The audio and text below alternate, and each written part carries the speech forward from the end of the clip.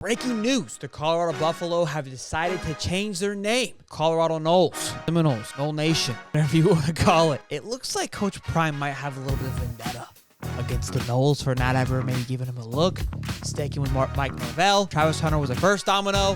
Feels like a few more falling from Florida State. It's been fun to watch as a Gator fan. I got to be honest, I'm loving every minute of it. Coach Prime and the Buffs are doing something that we have never witnessed before in college football history, and we got to talk about it. Hey guys, welcome back to this channel, Hightop Sports. I'm your host, this evening, Shelton Walker. Make sure you guys like, subscribe, turn the bell on. Without further ado, let's get into it. So it is no secret that a bus of players have found themselves leaving Boulder, Colorado. Most guys we expected, a few question marks here and there. Their previous tight end who was committed has now reversed his commitment. That one had me scratching my head a little bit, but let's move on past that and look at what he has done. As we all know, 50-plus guys have entered into the portal, leaving about 20 or so guys that were on scholarship from the previous Colorado Buffs team, right? We got a lot of shoes to fill, boys. Okay, about 85 spots. We got 20 thus far. So what are we looking at? We've got 37 guys coming in from the transfer portal. 37, including 19 recruits from 2023. Typically, a recruiting class has about 20 to 25 guys. They've almost done that twice now. So with the 37 guys coming in from the portal, that's essentially they've had two recruiting classes just come funneling through.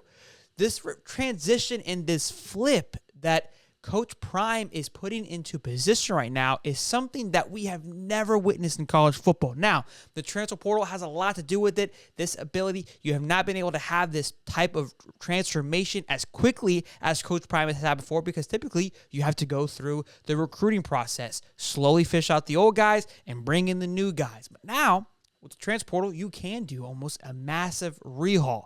The big question mark here, is it going to work? Is it going to be successful? My reason I asked that question is because with the recruiting class, these guys get brought in, they go to the campus together, they get to know one another. There's a culture, a brotherhood being built during that recruiting process. With the transfer portal, things are moving quick, they're moving fast. So all these new personalities are going to be coming in and have a short amount of time to make this work. The college football, again, this is going to be something we've never seen before. Again, it just makes even more reason to watch.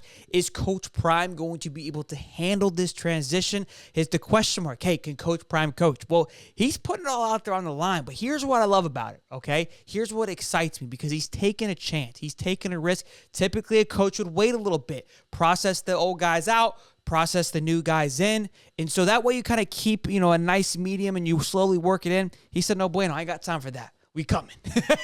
So and coming he is with Landon. It feels like every person that goes into the transfer portal, you take a look and say, Coach Prime, is he coming? No? Okay, guess you're not going anywhere, Bubba. What I'm loving most is he's plucking these guys from FSU. Amarian Cooper, defensive back, committed today. Previously a 4-star commit from FSU, decommit. I don't believe he was a starter at FSU. About 3 interceptions over the last 2 seasons. But remind you, these guys are a massive upgrade from the kids that were at Colorado previously. I promise you, none of the kids that were at Colorado were even near a 4-star. They were all 3-stars. So definitely a bump in the quality. This seems to be more of a depth add, especially with the cornerback play that he has there, but who knows? Maybe he'll be able to develop and have a much more successful season. They also added an offensive lineman from Florida, David Connor. Sad to see him go as a Gator, but glad he was able to find a home for him and ready to rock and roll. And lastly, they added today another one, 2 today, 3 in the last 24 hours. Tavares Dawson, 4-star wide receiver out of Auburn. A lot of SEC talent headed over to Colorado as well. We just saw what the SEC did in the NFL draft, leading the way for, I think it was the 17th year in a row. So we know the talent in the SEC is top-notch and top tier. And again, this is something we've been watching this entire time, this entire offseason.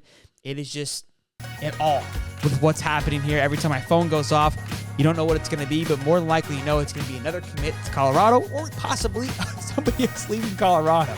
It is complete mayhem, and we are here for every second of it. So make sure you guys like and subscribe, turn the bell on so you guys don't miss a single video. We'll see you guys in the next one. Peace.